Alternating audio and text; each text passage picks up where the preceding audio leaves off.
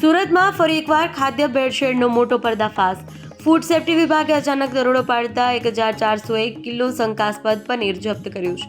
આ પનીર બજારમાં વેચાણ માટે તૈયાર કરવામાં આવી રહ્યું છે, પરંતુ તપાસનો મોટો ખુલાસો થયો છે. મહત્વની વાત તો એ છે કે આ યુનિટ કોઈપણ લાયસન્સ વગર ચાલી રહ્યું હતું, એટલે કે અહીં બનાવાતું ખાદ્ય પદાર્થ food safety and standard authority of India એટલે કે FSSAIના નિયમ વગર તૈયાર થઈ રહ્યું હતું. અધિકારીઓ તરત જ કાર્યવાહી કરી પનીરના સેમ્પલ લેબ ટેસ્ટ માટે મોકલી આપ્યા છે, જેથી ખબર પડી શકે કે તેમાં ભેળસેળ છે કે નહીં.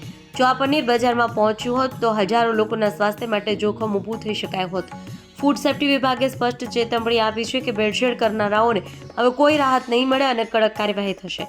તેથી ગ્રાહકોને અપીલ: ખાદ્ય વસ્તુ ખરીદતા પહેલા FSSAI લાયસન્સ અને ગુણવત્તા જરૂર ચકાસો. ખાદ્ય ભેળસેળ સામેની આવી વધુ અપડેટ માટે અમારા પેજને ફોલો કરવાનું ભૂલશો નહીં.